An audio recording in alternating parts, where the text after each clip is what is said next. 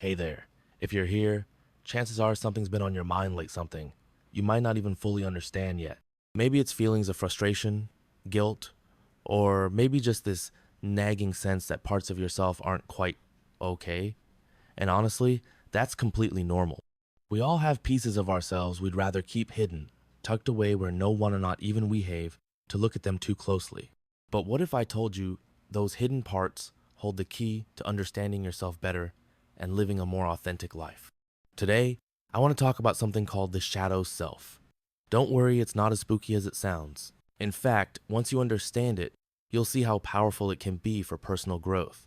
So grab a cup of coffee, settle in, and let's dive deep together. What is the shadow self? Let's start with the basics. The shadow self isn't some villainous alter ego lurking inside you, though pop culture loves to make it sound like that. It's simply the part of you that you've pushed aside or ignored because it feels uncomfortable, unacceptable, or just plain messy. Think about it. Growing up, we learn early on which emotions and behaviors get praised and which ones don't. Anger, not cool. Vulnerability, weak. Being overly ambitious, sometimes seen as selfish. So what do? We bury those traits deep down, hoping they'll disappear. But here's the truth, they don't go away. Instead, they fester in the background, influencing our thoughts, actions, and relationships without us realizing it. Ever snapped at someone over something small and later wondered why you were so upset? Or felt jealous of a friend's success when logically, you know you should feel happy for them? Those moments often come from the shadow self trying to get your attention. Why does the shadow self matter? Now, you might be thinking, okay, but why does any of this matter? Can't I just ignore these parts of myself and move on? Well, sure you can. But ignoring your shadow self is kind of like sweeping dust under the rug. At first, it seems fine, but eventually the pile gets big enough to trip over.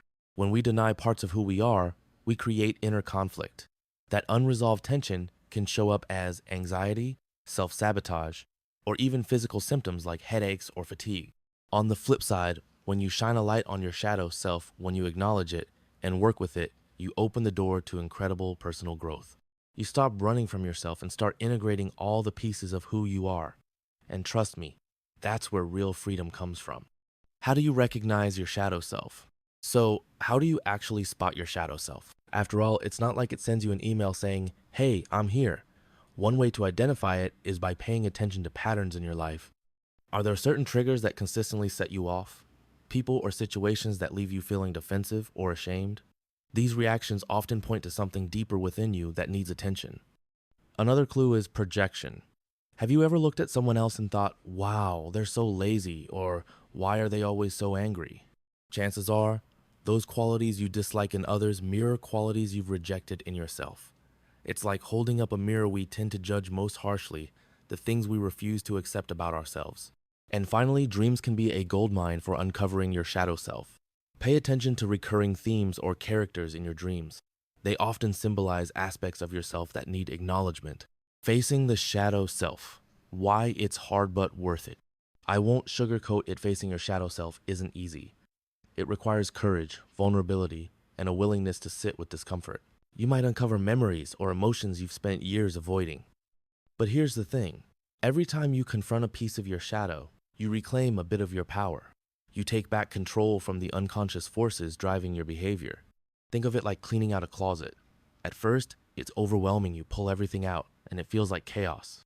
But once you sort through it, decide what to keep and what to let go of, the space becomes lighter, clearer, and more functional. The same goes for your psyche. Facing your shadow doesn't mean you have to embrace every dark impulse or insecurity. It means acknowledging their existence and deciding consciously how to handle them. Practical steps to work with your shadow self. All right, enough theory, let's talk action. How can you actually start working with your shadow self? Here are a few practical steps. 1. Journal regularly. Write freely without judgment. Ask yourself questions like, what am I avoiding right now? Or, what makes me feel ashamed or guilty? Let your subconscious speak onto the page. 2. Practice self-compassion.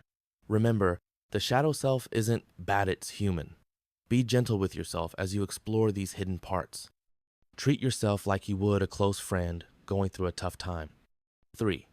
Notice triggers. When something sets you off emotionally, pause and ask, why did this affect me so much? Often triggers reveal wounds or fears tied to your shadow. 4. Seek feedback. Sometimes others see aspects of our shadow selves more clearly than we do. Ask trusted friends or mentors for honest input about patterns they notice in your behavior. 5. Work with a therapist or coach. If diving into your shadow feels daunting, professional guidance can provide structure and support. There's no shame in asking for help. It's one of the bravest things you can do. The benefits of embracing your shadow self. When you begin integrating your shadow self, amazing things happen. For one, you become more whole. Instead of splitting yourself into good and bad, you start seeing yourself as a complex, multidimensional person. This leads to greater self-acceptance and confidence. You also improve your relationships. By owning your projections and insecurities, you stop projecting them onto others.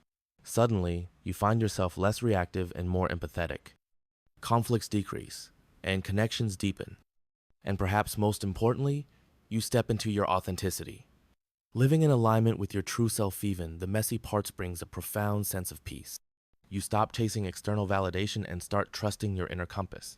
So, here's my challenge to you.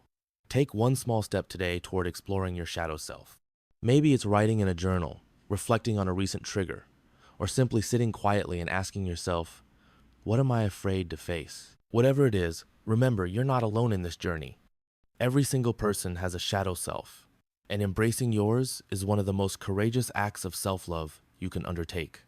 If anything I've said resonates with you, drop a comment below.